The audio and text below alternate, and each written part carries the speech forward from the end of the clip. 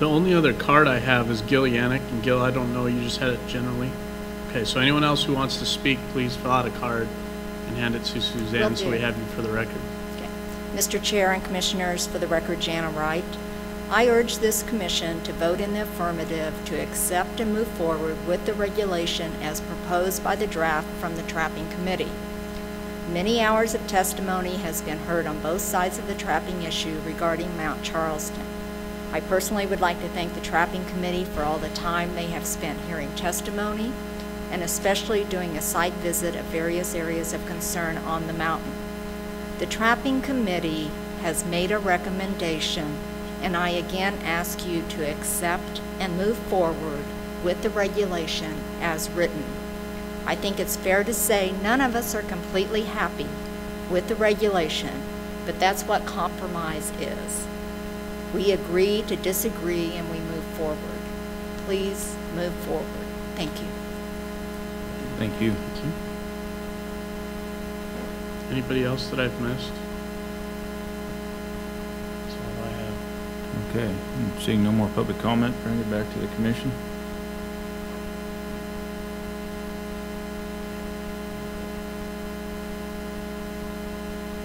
Go ahead. All right. I'm not a trapper. Never made a nickel on trap. Probably be an interesting deal. Never done it. Never got out of that. But I'm looking at this stuff.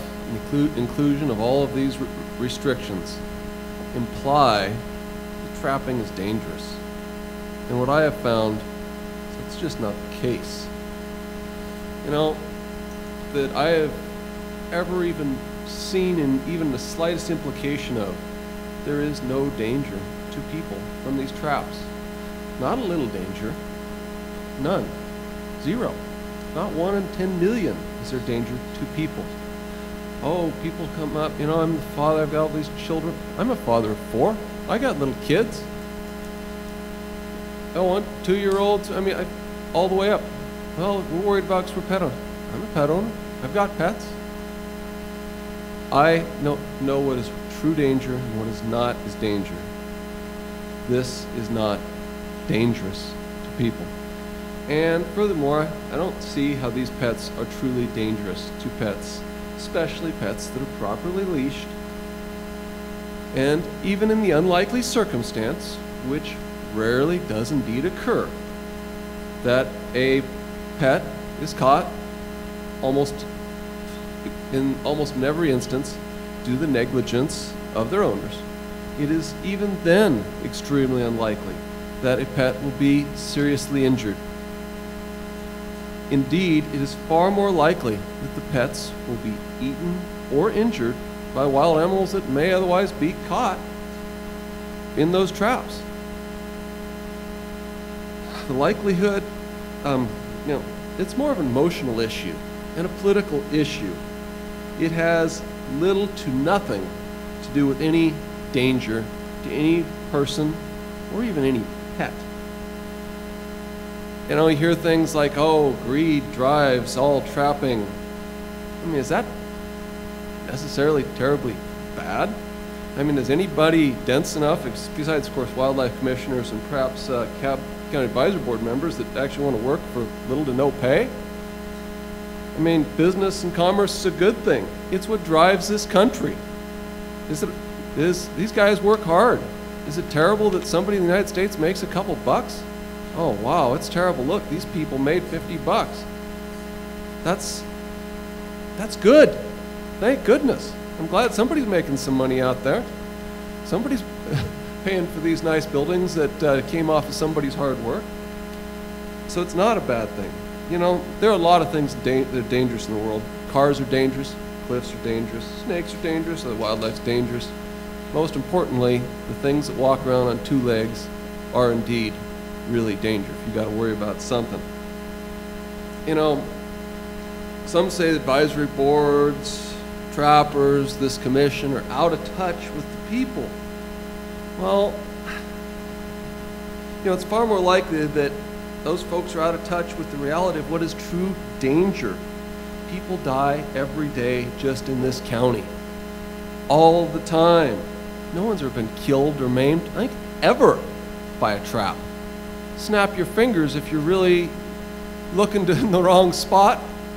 If you're begging for it, you might get your fingers snapped and it'll be a little harsh on you. That's it. And that happening as an accident in the wild is negligible. It just does not happen. I understand people are worried about danger, and I implore them, please find something that's dangerous to worry about. Please find something that, I mean, these children that are dying in this county and adults that are dying in this county and every other county, there are dangers. Let's focus on those. This isn't it. I don't see why we'd be creating all this regulation for what? For no danger. Thank you.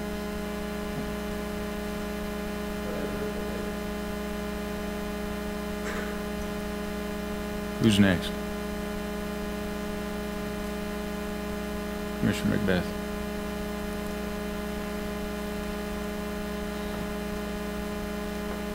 I'll have more to say on thanking the committee tomorrow after we wrap this thing up. I think we got this thing boiled down to 5 roads, and I'm going to wait until tomorrow and make up my final decision, but I think it's the 5 roads, and I think that's good. But and a lot of what has been said, what I'm going to say has been said, but I want to make sure that it's that the commission hears this.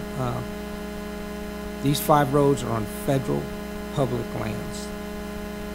These lands are managed by these federal public agencies and are a multiple use concept. And one of the uses that is allowed is trapping. And obviously all of the recreational uses are allowed as well.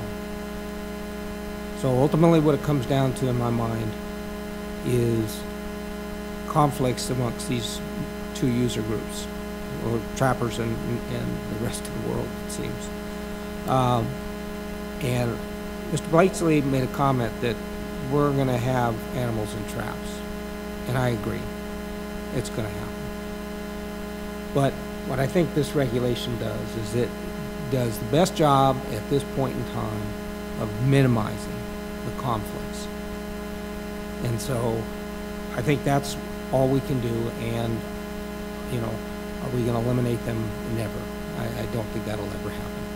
But hopefully, with all of the time that's been put in and the efforts of the trapping committee, as well as the trappers and the general public, and all the comments that we've taken, I'm hoping that we get to the right answer. Thanks. I'm going to be very brief and just say that I'm very comfortable and confident in what the committee developed. I will consider the comments that were made today by the CAB and the individuals. And the reason I'm so confident in the committee really comes down to the amount of participation we had from all sides. So I'd be remiss if I didn't thank everyone who's been involved in that process. I know we took a lot of time and effort to come down and learn the area and put something together, but that's something, in my opinion, that's expected of us as holding this position. Most of the people that came to our events were doing so on their volunteer time, so I appreciate all the time and effort that's gone into this, and I'm sure I'll have more to say on this tomorrow. Commissioner McNinch.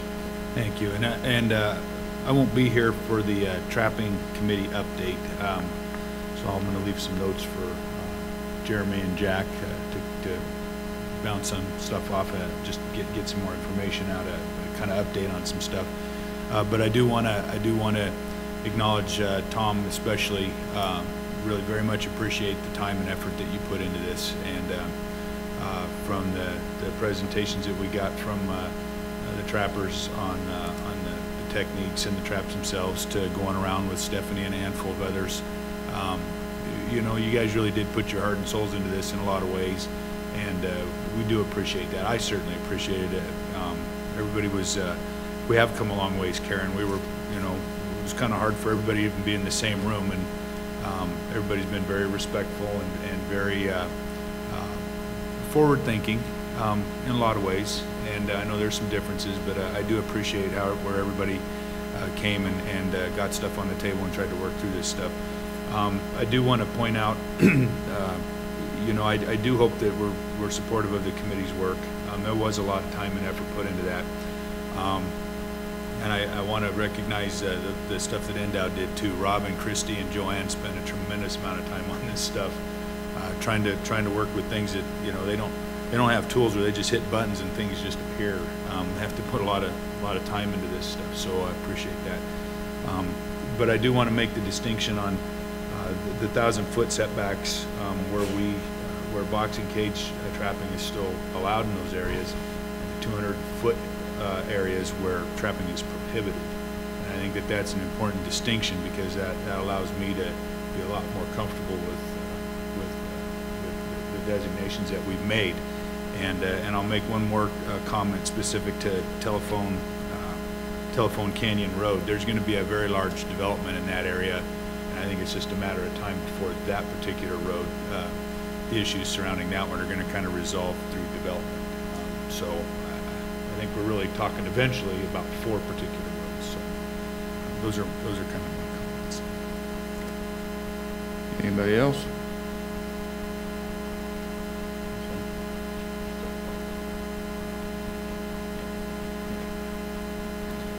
Okay, the only thing I have to say, following up everybody else's comments, is the trapping committee did visit multiple sites where there had been incidents occur, and one of them was at the bottom of Telephone, and 2 were off of Max Canyon.